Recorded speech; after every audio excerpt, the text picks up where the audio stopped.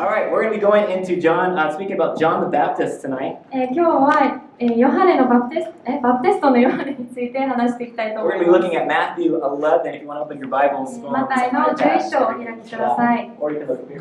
Matthew 11, 1 through 15. マタイの福音書11章1節から15節。 John the Baptist was a forerunner to Christ. John the Baptist was a forerunner to Christ. バプテストのヨハネは、イエス様にとって先駆者のような存在でした。 We read about him in the beginning of Matthew. We've been studying Matthew for the last year. 去年マタイの福音書を勉強してきてるんですけれども、去年から勉強してきてるんですけれども、その時にもこのヨハネは登場してきています。 So, I don't really, okay, don't hate me. I'm not really into the Olympics, okay? はい、どうか僕のこと嫌いにならないでほしいんですけれども、そんなにあんまりオリンピック好きじゃないです。But I love the opening shows. でも、オープニングセレモニー、開会式は大好きです。 Right, it's pretty cool. The runner going off and he's the torch. Is that what they do? Anyway, they do the torch thing. And everything's cool. And so 松明持っ excited. て走行車が走っていても、本当かっこいいですよね。 And he's preparing the way for what's about to happen, these Olympic Games. そして道が整えられて、みんながわーってなっていて、それ本当に素晴らしいと思います。 And then after that, I don't know what happens because I don't watch it. So その後は何が起きてるかわからないんですけど、 but 見てないから。this is what this is who John the Baptist is that he is the forerunner for Christ. He's preparing the way. はい、でそれこそ、このヨハネがやったことです。イエス様が来るためにその道を整えた人です。 Sorry, before we get into this. So we have John the Baptist. He's spoken about in Isaiah 40 verse 3. はい、ヨハネの、この箇所を読んでいく前に、イザヤの40章3節にはこう書かれてあります。 Right, so Isaiah talks about there's a messenger coming before the Lord. He's preparing the way. はい、ここでイザヤは、その主が来られるにあたってその道を整えるものが現れるというふうに言っていました。 And then we have, he's asked, "Who are you?" And he says himself, "Oh, well, I'm the voice that's in the desert." He actually says about himself. This is in John 1:23. はい、そして、人々があなたは誰ですかというふうに聞くんですけれども、ヨハネの1章23節には、私は、その荒野で叫ぶその声ですというふうに言う箇所があります。 And what we're about to read in Matthew 11 verse 10 is even Jesus says this. He restates it and says that he's the one that came prepare the way. はい、またマタイの11章今から読んでいくんですけれども、このイエス様でさえこのヨハネのことを言っています。 But let's go ahead and read this. We'll read it because of time. I'm sorry, we're going to read this in Japanese only. Just follow along in English. はい、ちょっと時間の関係上、日本語でこれから読んでいくので、英語話者の方たちは、どうかご自分の、聖書かまたここのスライドを見て追ってきてください。マタイの福音書11章1節から15節をお読みします。イエスはこのように12弟子に注意を与え、それを終えられると、彼らの町々で教えたり述べ伝えたりするため、そこを立ち去られた。さて、獄中でキリストの御業について聞いたヨハネは、その弟子たちに託してイエスにこう言い送った。おいでになるはずの方はあなたですか？それとも私たちは別の方を待つべきでしょうか？イエスは答えて彼らに言われた。あなた方は行って自分たちの聞いたり見たりしていることをヨハネに報告しなさい。目の見えない者が見、足の萎えた者が歩き、つあらとに侵された者が清められ、耳の聞こえない者が聞き、死人が生き返り、貧しい者たちに福音が述べ伝えられている。誰でも私につまずかない者は幸いです。この人たちが言ってしまうと、イエスはヨハネについて群衆に話し出された。あなた方は何を見に荒野に出て行ったのですか？風に揺れる足ですか？出なかったら何を見に行ったのですか？柔らかい着物を着た人ですか？柔らかい着物を着た人なら王の宮殿にいます。出なかったらなぜ行ったのですか？預言者を見るためですか？その通り。だが私が言いましょう。預言者よりも優れたものです。この人こそ、見よ、私は使いをあなたの前に使わし、あなたの道をあなたの前に備えさせようと書かれているその人です。誠にあなた方に告げます。女から生まれた者の中でバプテスマのヨハネより優れた人は出ませんでした。しかも、天の御国の一番小さいものでも彼より偉大です。バプテスマのヨハネの日以来、今日まで、天の御国は激しく責められています。そして激しく責める者たちがそれを奪い取っています。ヨハネに至るまで、すべての預言者たちと律法とが預言をしたのです。あなた方が進んで受け入れるなら、実はこの人こそ来たるべきエリアなのです。耳のある者は聞きなさい。い。はい。ありがとうございます。はい。All right. Interesting, right? John the Baptist, he's the forerunner and he's put in prison. はい、興味深くないですか？バプテストのヨハネは、先駆者であったにもかかわらず、彼は獄中の中に入れられていました。牢獄に入れられていたんです。Right? How many of you know sometimes life just throws a curveball, you know, and you don't know what to do with it? 本当に皆さんの中で、本当人生っていうのがなんか変化球のような風に思うことってありませんか？ You know, curveball. That's like a baseball expression, right? まあ野球の言葉ですよね、変化球。Is baseball in the Olympics? No. No. Okay. Anyway, when the curveball comes and you're expecting a straight ball and all of a sudden something else comes around and you know. はい、野球をするときに、まっすぐボールが来るかなと思ったら変化球でキューって回ってきたりとかする。Right? Sometimes you don't know what to do. I don't know what to do. そういうことを言ってます。I think this is exactly what happened with John the Baptist. I don't think he saw this coming. これがその変化球が来たみたいなことが起こったのが本当にヨハネが感じたことではないかと思います。I mean, this is a man who knew his calling. 彼は本当に自分の召しというものをよく理解していまし He た。 was called from birth. 彼が生まれるそのお母さんのお腹にいた時からその召しを知っていたんです。You know, he was cousins with Christ. They might have played together. そしてイエス様のいとこでもあったんですよね。もしかしたら一緒に遊んでいたかもしれません。You know, we also have that when he baptized, he knew that this was the Christ because the Holy Spirit highlighted him. そして、イエス様が来た時に、聖霊によって示されたことによってヨハネはこの人が、救世主であるということも悟りました。So he sees a dove lighting upon Jesus at baptism.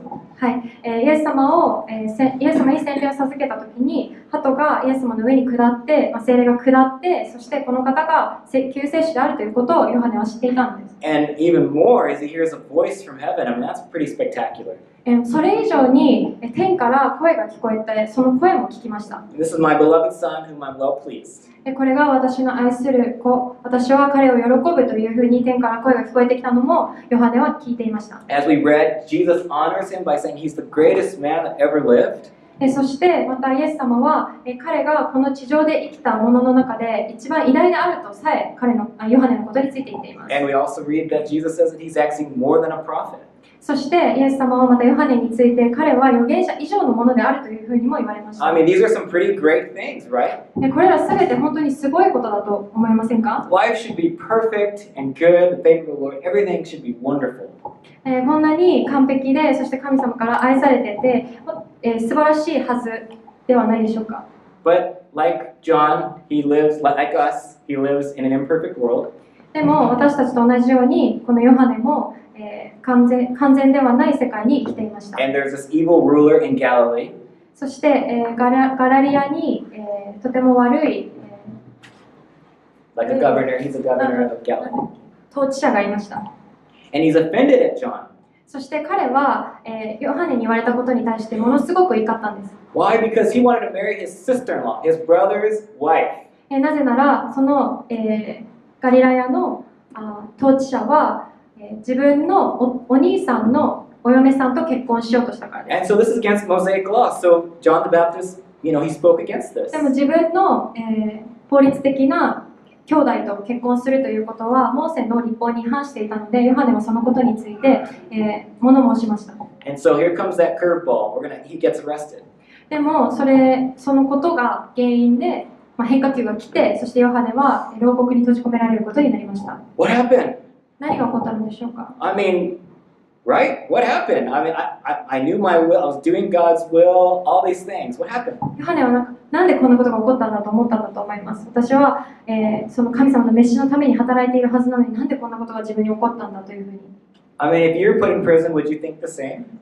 もし自分が牢屋に入れられてしまったらそういうふうに思いませんか？ I think now in this, he's actually sending his disciples to go seek out Christ. この時、ヨハネは自分の弟子たちにイエスを探してきなさいというふうに言われました。And I think he's in a pretty low state right now. で、この時おそらくヨハネはとても低い、とても低い場所にいたと思います。Perhaps maybe when he first got arrested, there could have been a little bit of joy that came with it. Perhaps. That's what I imagine. はい、まず最初に彼が牢獄に閉じ込められた時に本当にちょっとしかその喜びというものがなかったと思います。I mean, because he got arrested for, he was doing righteous things, but he got arrested in the name of the kingdom, in the name of God. 彼は正しいことをしていたんですけれども、それがゆえに、牢屋に入れられることになって、でもそれは本当に神の御国のためにしたことでした。But I think gradually he starts hearing, what Jesus is doing. だんだん少しずつイエス様がどういうことをしているのかということを、ヨハネは聞いていくことになります。And he might be kind of like, wait, that's not exactly the way I imagined the Christ to be. そしてヨハネは、でもこの今聞いてるイエス様がしていることって僕が思ってたイエスがやるようなこととちょっと違うなというふうに思ったと思います。Because what did John the Baptist preach? He preached that the kingdom is near. このバプテスマのヨハネがその前にどういうことを説教していたかというと、その神の御国がやってくるというふうに彼は説教していました。So repent. なので、だから悔い改めなさいと。He also talked about Christ, saying I'm not even worthy to tie his sandals. また彼はイエス様が救世主がやってくるというふうに話していて、自分はその方の靴の紐を結ぶほどには、価値がないというふうに言っていました。And then he says, the Christ is going to baptize, I baptize with water, he's going to baptize with fire and the Holy Spirit. そして自分は水で洗礼をあなた方に授けるけれども、その来たるべき救世主はあなた方に火と聖霊によってバプテスマを授けるというふうに言っていました。So, what sort of things did John hear while he was in prison? でもここでそのヨハネが、牢屋の中にいた時にイエス様について聞いていたことは違っていた。And so gradually doubt starts to come in. でだんだんその疑いが生まれていきました。And I think John being in prison was horrible. 私はヨハネのその獄中生活というのは本当にひどいものだったと思います。And being put in prison for the sake of the gospel, perhaps there was joy in that. I don't know. そのヨハネが牢屋に入れられたことというのはその神の御国のためだったんですけれども、そのことに対して喜びはあったかもしれないんですけれども。But I think what brought John even further is when he started questioning, when the doubt, when the faith was, he's starting to lose faith. I think that brought him even lower than actually being physically in prison. でもその肉体的に牢屋に閉じ込められたこと以上に、ヨハネがそのイエス様に対して疑いを持つようになってだんだん信仰が薄れていくことの方がもっとひどい状況だったと思います。Anyone experience disappointment in your life, discouragement? 皆さん自分の人生の中で生きてきた中で本当にがっかりしたことだったり、Just in general. なんか本当にがっかりしたこととかありませんかYou expect something, it didn't happen the way that you wanted. 何かこうすごい期待してたのにそういう風にはならなかったりとか。And what's worse is when you're like, I did this for the Lord. そして本当にさらにもっと悪いことは、自分これ神様のためにやったのになんでみたいな風になってしまったりとか。I have definitely been in those places. 自分は本当にそういう風になってしまったことがあります。And when those times happen, it's amazing how quickly the enemy likes to swoop right in. で本当にそういうふうに自分ががっかりして神様に対して疑う目を持ってしまったときに私たちの敵というのはそこにすぐつけ込んでくるんです。Because even though like for us, we may not be in physical prison right now. もちろん皆さんここにいる皆さんは牢屋に閉じ込められていないんですけれども I think the enemy likes to put us in spiritual prison. でもその肉体的に牢屋に閉じ込められてはいないんですけれども私たちの敵は私たちを霊的に牢屋に閉じ込めたいというふうに思っています。 And when we get into the spiritual prison, it's like everything becomes like this. All your eyesight just kind of goes this way. そして私たちが霊的なその牢屋に入ってしまうときに、起こることというのは自分の目がLike you just start looking down all the time. It's like そう自分の足元ばっかり自分の本当に下ばっかり見てしまうようなことが起きてしまいます。 it's like your vision gets really narrow. 自分のその視界っていうものがどんどん小さくなっていきます。 And the enemy comes and says, "Yeah, why are you in prison?" そしてまたその敵がやってきて、なんでこの牢屋にいるのっていう。Does God actually care for you? 本当に神様あなたのことを思ってくれてるの？気にしてくれてるの？ Is he actually there? 本当に神様君と一緒にいるの？ I know, maybe he's actually disappointed in you. 多分君に対してがっかりしたんじゃないかな神様。And so we get in this, I like to use the word a funk. We get in this weird funk. 今回私はがっかりする、なんか落ち込むっていう言葉を、アメリカのスラングなんですけれども、それを使っていきたいと思います。Everything is kind of funky, you know what I mean? はい、ファンキーっていうらしいです。It's like everything is just like, everything becomes dark. Everything becomes just, there's no hope. その言葉の意味っていうのは、すべてがこう薄暗く、なんかグレーな感じになっていて、どんどん希望がなくなっていて、こう落ち込んでいくみたいな意味です。When I get in a funk, I get more negative. 自分がそういうふうな状態になった時に、起こることっていうのは、どんどん自分の考えが、ネガティブになっていきます。I get more impatient. そして、忍耐がなくなっていきます。I get a little edgy, you know, people get a little, watch out, Derek's. そしてなんかすぐ怒ったりする、イライラして、感謝起こしになります。You know, and you also get, at least for me, get a little bit, you know, self-pity. Poor me, you know. そしてまた、なんでかわいそうな自分なんだろうっていうふうになったりします。You know, and if I have people that are around me that are loving and they don't even ask me how I'm doing, I get offended even at that. You know what I mean? 本当に自分の周りに優しい人たち溢れてるんですけれども、その人たちから最近どうデリックって言われないことがなんで聞いてくれないんだっていうふうに思ったりします。You know, because they don't know what to do around you when you're like that. でも自分がそういうふうな状態になってしまった時、周りにいる人たちは自分をどういうふうに扱えばいいかっていうことがわからないから何もすることができないんですよね。And these are all the ways that the enemy likes to get you isolated. そしてその状況を敵は用いて自分をどんどん孤立させるようにします。And I don't know, does anyone have like the CD player? We don't do that. MP3 player, iPhones, whatever, in our heads? You know? 皆さん頭の中に CD プレイヤーだったり We'll just say YouTube. We have your own personal YouTube video in your head. YouTube チャンネルみたいなのありますよね。You know, it's like you're offended, and so you replay the incident in your mind. You know what I mean? 自分が何かこうすごい頭にくるようなことがあったらその状況を何度も繰り返すような、そういうプレイヤーがありますか。You want to do that? It's like, oh, how dare they say that? Man, next time they say that to me, I'm going to say this. なんでこんなこと言うんだ、今度あいつに何か言われたらこういうふうに言ってやるぞとか。Some of you laughing. でも笑ってる人たちは皆さんやってる。But it's true, right? And that's what 本当そうですよね。the enemy wants us to be against each other, and he wants to isolate us. 敵が私たちを仕向けたいのは私たちがお互いを見て、怒り合っていがみ合うことです。Spiritual imprisonment. それが本当に霊的な監獄だと思います。And it gets triggered in all sorts of ways. そしてそれはいろんな方法で、起こることだと思います。And a lot of times I find it's because of some sort of disappointment, some sort of discouragement, some sort of lack of hope. 自分はこういうことが起こるときっていうのは何か、がっかりすることだったり、すごく、励まされなかったりとか、また傷ついたりとか、そういうあと希望がなくなってしまったこととかがあるときに、そういうふうな霊的な監獄に入ってしまうことがよくあります。But what does Jesus say to John's doubt here? でもこのヨハネのその不信仰に対してイエス様は何と言ったんでしょうか。You know, let's just kind of read that. It is in Matthew. Let's go back.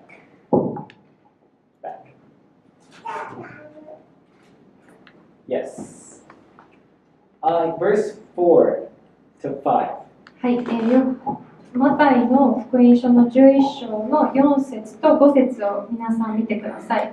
It says, Jesus replied, Go back and report to John what you hear and see. The blind receive sight, the lame walk, those who have leprosy are cleansed, the deaf hear, the dead are raised, and the good news is proclaimed to the poor. Sure. 4節イエスは答えて彼らに言われた。あなた方は行って自分たちの聞いたり見たりしていることをヨハネに報告しなさい。目の見えない者が見、足の泣いた者が歩き、つららとに侵された者が清められ、耳の聞こえない者が聞き、死人が生き返り、貧しい者たちに福音が述べ伝えられている。Let's look at Isaiah 35, 5 to 6. 次にイザヤの35 35章5節から6節を見ていきましょう。Then will the eyes of the blind be opened and the ears of the deaf unstopped. Then will the lame leap like a deer and the mute tongue shout for joy. Water will gush forth in the wilderness and streams in the desert. イザヤ書35章5節から6節その時、目の見えない者の目は開き、耳の聞こえない者の耳は開く。その時、足の泣いた者は鹿のように飛び跳ね、口の聞けない者の舌は喜び歌う。荒野に水が湧き出し、荒れ地に川が流れるからだ。John the Baptist knew the word of God. バプテスマのヨハネは御言葉をとてもよく知っていました。He knows that Isaiah spoke about him. 彼は、イザヤ書に書かれてあることが自分に関する予言であるということも知っていました。And he also knows that Isaiah was speaking about the Christ. そして同時にイザヤ書が、この救世主について語られているということもよく知っていました。What Jesus says in chapter 11, verse 4 and 5 is basically what Isaiah 35, 5 and 6 says. そしてイエス様がこの時言われたその4節と5節に書かれてある5節と6節に4節と5節に書かれてあることはこのイザヤ書の35章に書かれてあることです。I believe that I think Jesus used this. For one, of course, he was reporting what was actually going on, so that's true. イエス様がなぜこういうふうに言われたかということで、一つ目の理由としてどういうことが起こっているかということを、伝えるためにこのことを言われたと言えます。I think he's also pointing John. Remember what Isaiah said? でもそれと同時に2つ目のこととして、イエス様がヨハネに対して覚えているかい？イザヤ書でこう書かれてあったよねっていうふうに言っています。Remember Isaiah was one who called you to the wilderness? 覚えてるヨハネのことをイザヤ書はこういうふうに証ししてたよね。And remember that same prophet was when he talked about the Christ? そして同じそのイザヤの預言書が私に対してこういうふうに証ししていることを覚えているかっていうふうにヨハネに言いました。So he's looking at what God has said in the past. He's pointing him to that. なのでイエス様はヨハネに、昔その旧約の時代に神様がどういうことをその預言書を通して言われてたかっていうことを示したのです。And then he's pointing to what is actually going on today. そして同時に今現在何が起きているかということもイエス様は示しました。Because the Lord knows the right word for your situation. なぜなら主は私たちのその状況に応じて私たちに本当に必要な言葉をよくご存知だからです。Jesus just doesn't throw words out just randomly. There is intention to what he says. イエス様は適当にどうでもいい言葉を投げつけるようなお方ではなくて本当に意図して私たちに必要な言葉を与えてくださるお方です。And so this is a way for this scripture to grab a hold of John's heart. そして本当にこの言葉によってイエス様の言葉によってヨハネの心はつかまれました。So what was prophesied in the past, it's being fulfilled today. In other words, yes, I am the Messiah. You don't have to look anymore. 過去にこう予言されていた言葉が今現在私を通して成就している。だから私は救世主だよというふうにイエス様は言われました。In other words, John the Baptist, you are my forerunner. そしてあなたバプテスマのヨハネは私の先駆者であるんだよというふうにイエス様は言われました。Because what happens if Christ was not the Christ? What if Jesus was not the Christ? 皆さんどうでしょうか？イエス様がもしその救世主ではなかったとしたら、this would destroy John completely. もしイエス様がその待ち望んでいた救世主ではなかったとしたら、そのこと自体によってヨハネはボロボロにされますよね。I mean, don't you think he 完全に破壊されます。Then what am I doing in prison? I'm supposed to be in wilderness, still preparing the way. なんで僕今獄中になんで今僕牢屋にいなきゃいけないんだ。これから来られる救世主のために道を用意しておかなきゃいけないのにっていうふうになりますよね。But Jesus was the Christ. He is the Christ. でもイエス様が救世主だったんです。And he's the fulfillment of what Isaiah spoke about. そしてイザヤ書で予言されていたことがイエス様によって成就されたんです。And so he says, Blessed is anyone who does not stumble on account of me. そしてイエス様は自分につまずかない、私につまずかないものは幸いですというふうに言います。And there is blessing in perseverance. それは、本当に耐え忍ぶことにある祝福だと思います。In Proverbs 13:12, it talks about hope being deferred makes the heart sick. はい、箴言の13章12節にはこういうふうに書かれています。期待が長引くと心は病む、望みが叶うことは命の木である。And it says, but a longing fulfilled is a tree of life. So I think John was so hopeless that his heart was literally sick. この御言葉からも分かるように、ヨハネは本当に、その希望というものを失ってしまって心が病んでいたと思います。But I believe that this word of the Lord, what Jesus said, actually brought him life again. でもイエス様のこのヨハネに対して語られた言葉がもう一度彼に命を与えたんです。Okay, so what can we take from this? じゃあ、この箇所から私たちは一体何を学ぶことができるでしょうか？ How do we not get imprisoned? どうやってその霊的な、牢屋に入れられないように And すればいいのでしょうか。 how do we get out of prison if we're in it? もしその霊的な牢獄に入ってしまったとしたらどうやって抜け出せばいいのでしょうか。 Because there's things that happen that we have no control of. なぜなら私たちの人生の中には本当に自分たちにはどうしようもできないことというのがたくさんありますよね。You know, this Herod guy that put John the Baptist in jail, he was the enemy there in that situation. このヘロデ王のようにヨハネをその牢獄に入れたこの彼のようにそういうような敵が私たちの人生の中にもいるんです。But we also have an enemy against us too. はい、言っちゃった。ありがとうございます。I think what we can take back is we got to remember what God has said and what He's done. そしてというかここで私が言いたいことは神様が何を言ってそして神様が何をしてくれたかということを思い起こしてください。So I think there's a lot we can take from this scripture, and I think there's a lot of tools, but I just want to throw some tools out there for you guys. はい、この箇所から本当に学ぶことはたくさんあると思うんですけれども、今から皆さんにどうやってその霊的な獄中から抜け出せばいいのか、入らないようにすればいいのかという道具を話していきたいと思います。I think first of all, we have to know the scriptures. まず第一に私たちはその御言葉聖書をよく知っておく必要があります。I mean, there are times where you just don't know what to do, and God gives you a word from His word, from the Bible, and it just helps clear things. 私たちが本当にどうすればいいかわからなくなった時に神様は御言葉を用いて私たちにどうすればいいかということを伝えてくださいます。In Amos's case, it was John 14 talking about the way, and that really spoke to him. God used that scripture to speak to him. 例えばアモスの場合はヨハネの14章を通して本当に彼にその御言葉が与えられて彼がどうすればいいのかということを分かった。I like to look at the Bible like money. 私たちは聖書を本当にお金のように財産のように見るべきです。You know, every time you read this, it's like putting money into the bank account. 私たちが聖書を読むたびにそれはまるで自分たちがお金を銀行口座に入れることと同じです。You know what I mean? Any savers, people like to save money. 貯金好きの方いらっしゃいますか？ I do. 私貯金大好きですけども。Now, if someone gave you 50,000, how much is that? 50,000 yen. 誰かが5000円くれたとき、 5万. 5万円くれたとき、 What would you do? 皆さんどうしますか？ Put it in the bank? 貯金しますか？ I said no. iPad. No. Some of you will, okay? But that's the thing. We save money because of just in case moments. はい、私たちが貯金するのは万が一のためにというときに貯金しますよね。Every time you read the word, it's like you're putting it into your little bank account in your heart. 皆さんがその御言葉を読むときというのは自分の心の中の貯金箱の中にその神様の御言葉をちょっとずつ貯めていくようなものです。You know, sometimes you just read the word and you're like, well, I don't really know what God is saying through it, but you know, you read it, so it's there, it's in your heart.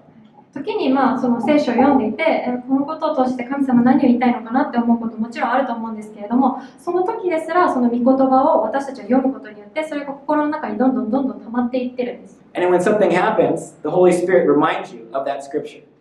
そして何か自分に起きた時に聖霊によってその御言葉が思い起こされます。Or even if nothing even has to happen, Holy Spirit will just use the scripture to guide you and direct you.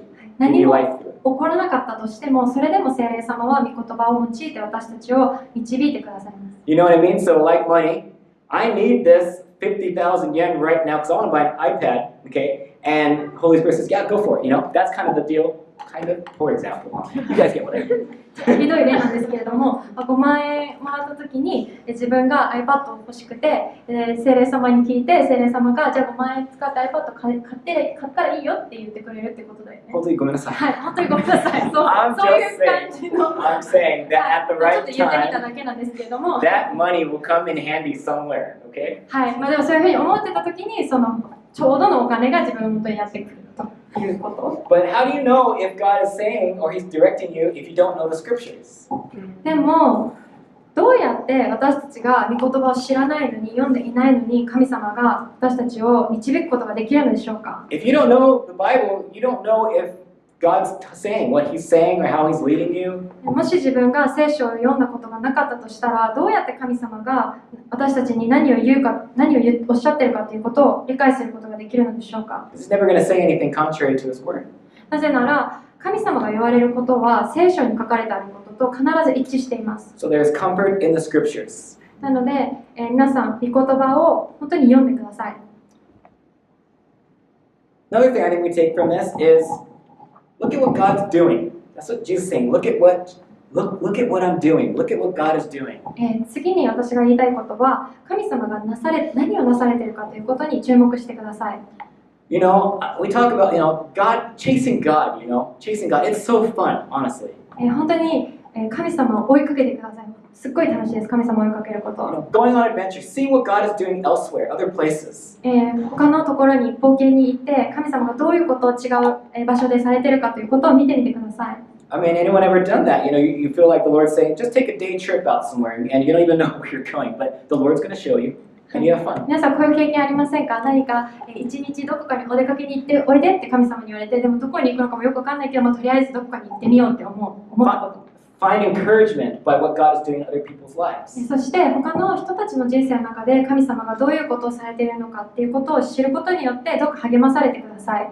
Amos shared his testimony just now, and it's still being written right now. はい、さっき、アモスが証しをしてくれたんですけれども、その証も今神様が続けてその証しを書き続けてくださっています。But the thing is that even though he doesn't know what's next, he's still at rest. He's at peace right now. We should be encouraged by that God is doing this in his life.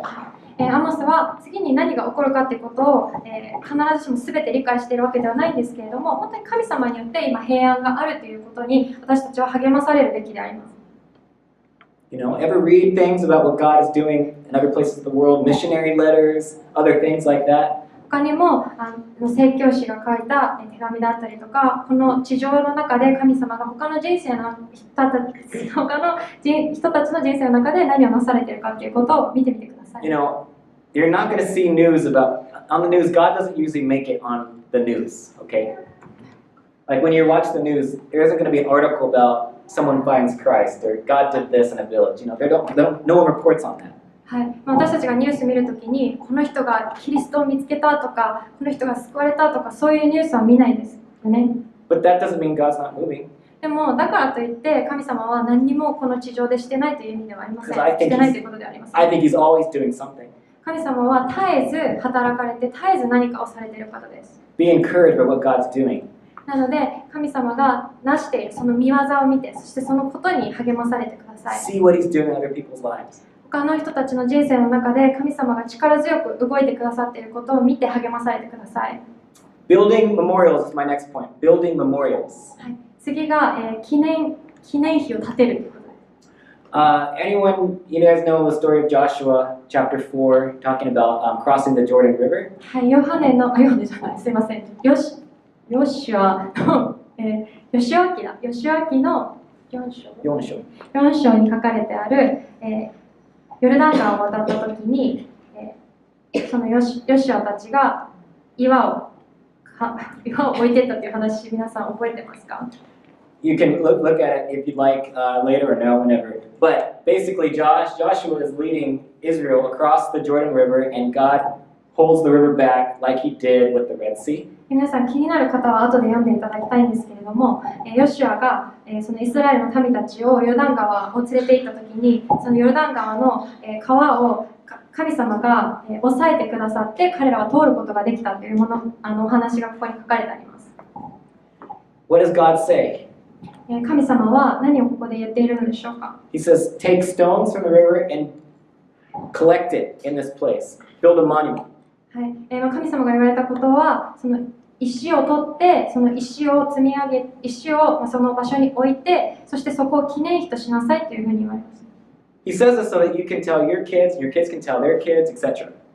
そしてなぜこういうふうに言われたかというと、それは後の世代の子供たちが、神様がどういうことを自分たちの祖先にしてくれたかということを思い起こすためにこれをしなさいというふうに言われます。Because, and also for ourselves, because we forget. なぜなら、もちろん私たちは本当に忘れっぽい存在ですよね。And especially when you're in a funk, okay?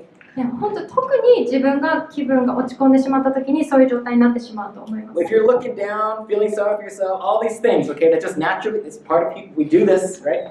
落ち込んでがっかりして自分のことばっかり見ている時っていうのは、本当に神様が何を自分にしてくださったかということを忘れてしまいがちです。It's just hard to remember. It's hard to remember what did he do? What is God, what is he doing? Is he doing anything? What did he do in the past? You forget all that. はい、そういう時自分がもう本当に、がっかりして落ち込んでしまっている時というのは、神様が自分の過去でどういうことをしてくださって、現在今何をしてくださっているかっていうことをもう本当にすぐ簡単に忘れてしまいます。So what I want everyone to do is I want everyone to go to Tokyo and I want you guys to grab a rock and I want you to build a monument in your house. 皆さんにやってほしいことは、皆さん東京に東京に行って岩を拾ってきてそれを積み上げて、記念碑を作ってほしいです。No, don't do that. そんなこと言ってません。 What I want you to do, what an idea of how to build a monument is maybe actually just simply recording all the God moments that go on. じゃあこの現代に生きる私たちはどういうふうにその記念碑を作っていくべきかというと、おそらくその、神様のしてくださったことを、ノートに書き出してみたりとかそういうことではないでしょうか。 I have a friend.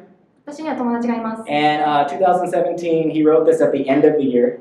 2017年に The end of the year, he wrote something. It was like a blog. Last year. Yeah. 2017年に、彼はブログみたいなものを書いたんですけれども、 Godly man, loves God, 本当に神を愛する信仰深い男性なんですけれども、 but he confesses he has a tendency to only remember the negative things. でも彼はこう告白したんですね。自分が本当に覚えていることっていうのはどうしても悪いことばっかり、ネガティブなことばっかりだっていうふうに言っていました。 And so he decided at the beginning of last year that he's going to start recording the good things of what God is doing and things that he's thankful for. はい。で、そんな彼が、去年の初めに、決断してやったことというのは、神様がどういうことを自分にしてくださったのか、神様がどんなふうに良いことをしてくださったかということを記録に残しておこうというふうに決断してそれをやりました。 So whether it's big or small, he would write it down and put it into his iPhone. He would just record it. 大きいことも小さいことも神様がしてくれたこと全部を自分の iPhone のメモに書き残していきました。 I mean, that's a pretty great exercise. そして本当にそれをするっていうことはすごくいいことだと思います。Because it trains us to start seeing what are good things. What is God doing? なぜならそうすることによって私たちがその主の良さっていうものはどういうことなのか、神様は一体何を自分の人生でしてくれているのかっていうことを思い巡らして思い起こすことができるからです。 And at the end of the year, he remembered those notes that he took. He opened and started reading it. そして、彼がしたことはその去年の終わりにその自分が書き記していたそのノートを一回掘り起こして、そして神様が何をしてくれたかっていうことを一つずつ読んでいきました。 And he was super encouraged because he'd forgotten about all the things that God had done throughout the months. そして彼は本当に驚嘆したんですね。それを読んで神様が本当に自分の人生の中でこれほどまでに素晴らしいことをしてくれているのかというふうに思いました。 Building monuments. これが、神様の記念碑を建てるということ When です。 you're in a funk, look back to what you wrote. がっかりしたとき、自分のその記念碑として書いたメモを読み起こしてください。 I don't have money this month, but God, He gave me this money 5 years ago. He can do it again. はい、例えば今月お金が足りないなって思うときに、でも5年前は神様こんなふうに、私に、与えてくれたじゃないかとか。Yeah. そんな感じです。はい、そういう感じです。Don't fight alone. That's my next point. Don't fight alone. 次に一人で戦わないでください。When I'm in a funk, sometimes I like to withdraw. はい、自分がそのがっかりして落ち込んでしまったとき、そういう状態にいるときっていうのはもう引きこもりたくなっちゃいます。Not saying that's the right response. それは正しい反応ではないと思いま It's す。 just a tendency, a tendency to go there instead. なんか自分の中にある、その傾向としてあまり人と会わないようにしてしまうというところがあります。 But if you were to look at this story and look at what John did, was he sent his disciples. でもこのさっき読んだ箇所を見てみると、ヨハネは自分の弟子をイエス様のもとに送ったんです。 And disciples are usually, to be good disciples, you got to be pretty loyal and faithful. 良いしもべ、良い弟子というのは、その本当に忠実で誠実ですよね。 And so he, in many ways, it's kind of like they're like intercessors, if you know what I mean. はい、なので本当にいろんな意味で、彼らは取りなし手だったと思います。 John can't physically go to see Jesus. ヨハネは肉体的にイエス様のもとに行くことはできませんでした。 So he sends his friends to go talk to Jesus. なので彼は代わりに友達をイエス様のもとに送りました。Sometimes when we're in these hard times, we don't know what to pray. 本当に私たちすごく大変な時、困難の中にいる時っていうのはもうどうやって祈ったらいいかわからなくなってしまう時っていうことがよくあると思います。 And we don't know how to pray. 本当にどういうふうに神様に祈ればいいのかっていうことがわからなくなります。 So we have to share. なので私たちはそれを分かち合う必要があるんです。You know, don't be like me where I get offended, where how come they don't ask how I'm doing? どうか私みたいにならないでください。なんで私どうしてるかってことみんな気にしてくれないのみたいな風にはならないでください。 For the record, I don't do that as much. I'm actually grown out of that, so I don't do that. 今そういう風にやってないんですけれども、ちょっと成長したので。I'm not bragging. I'm just saying that's what the Lord has done in my life. Okay. はい、それが私の人生において神様をしてくださったことで成長させてく When だ I'm さ in い a ました。 funk, I know I need to go talk to somebody. Okay. なので、自分今本当に落ち込んだりこうがっかりしたそのファンクな状態になった時っていうのは誰かと話さなきゃいけないというふうに思います。 You know, because God He uses each other.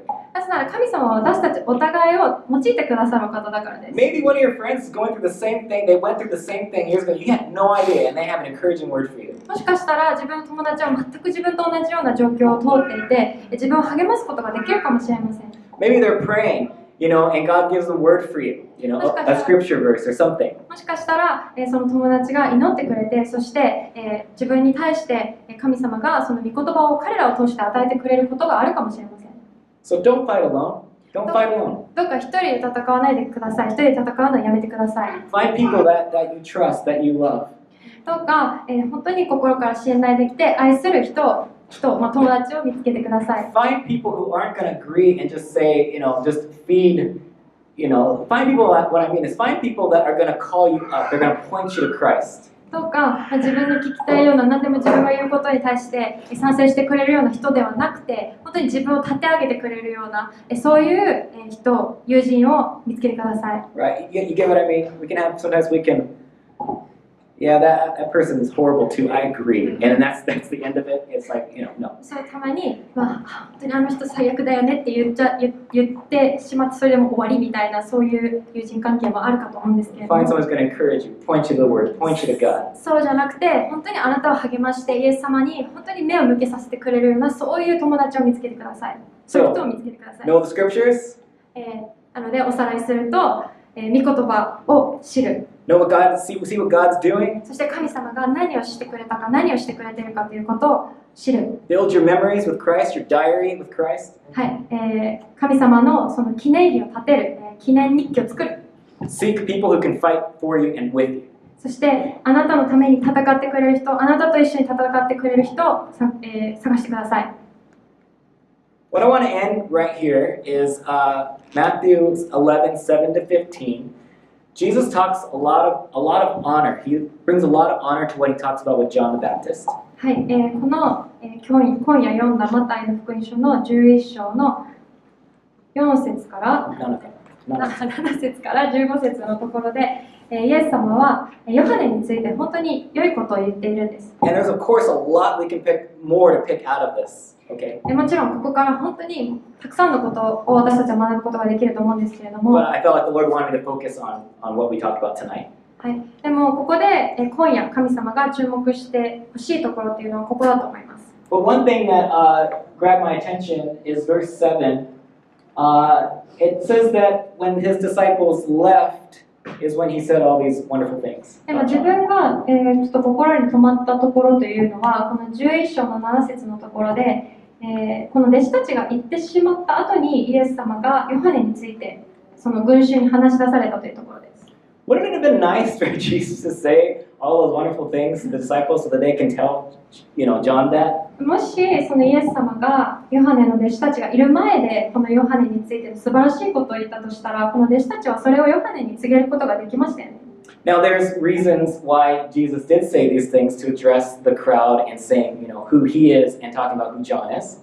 もちろんここでその群衆に対してヨハネが誰であってまた自分が誰であるかということをイエス様が言われたのには理由があります。 And of course there's he's also addressing people who may have doubts or unbelief. He's just addressing that in these verses too. はい、でもちろんその後に、不信仰な人、またイエス様に対して疑いを抱いている人たちのことについてもイエス様は触れています。But this is what I wonder. This is my own wonderment. これが私の This is what I wonder. This is こ what ういう感じなのかなって思うようなことな I'm んです making けれど up も、 words. This is my own wonderment. 思い巡らして This るん is です what け I れども、 think. This is what I wonder. はい、 Okay. これは私の本当に考えです。I wonder if Jesus didn't say these things to John directly because maybe this is what he does for all of us.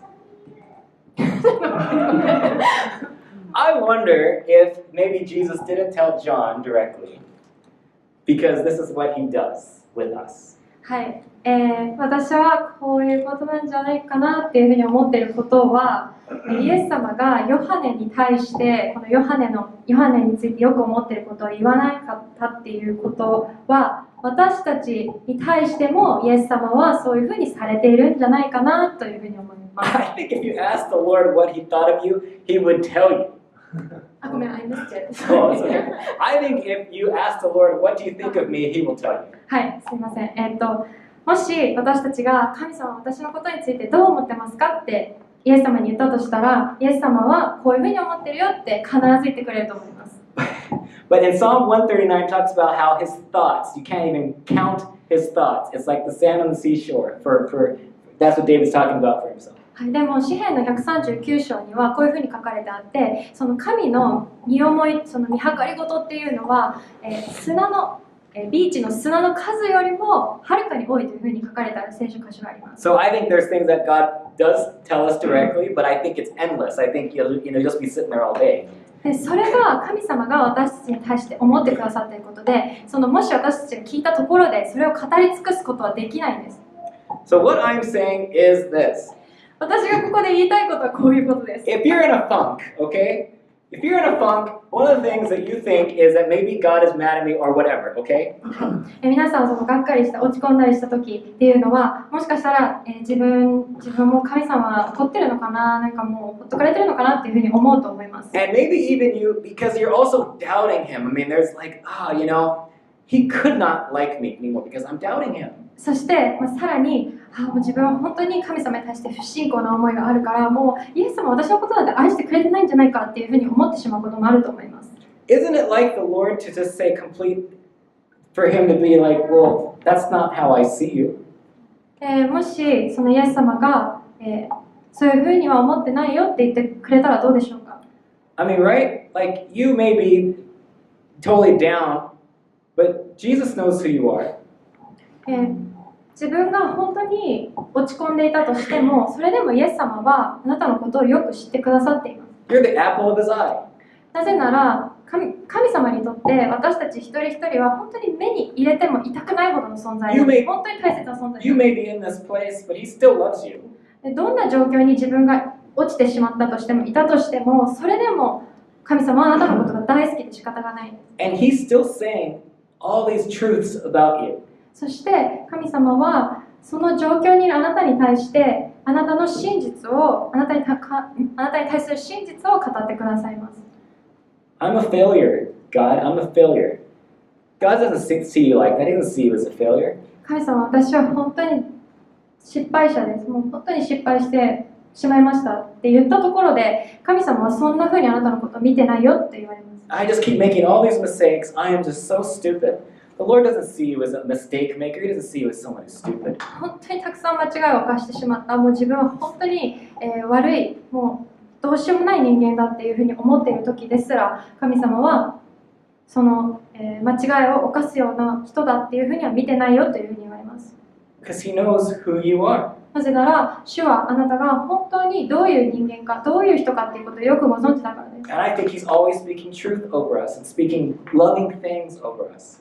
そして神様はいつも絶えず私たちに対して本当に真実を語ってくださって、愛を語ってくださっています。Amen? アーメンですか？ That's what I think, at least. これは私の考えなんですけど。That's what I think. I mean, why he may have said this behind John's back. Is what I mean. はい、これがなぜそのイエス様がヨハネのいないところでヨハネに対してこういうことを言われたかっていう、自分の考えです。So I want to pray. はい、今から祈っていきたいと思います。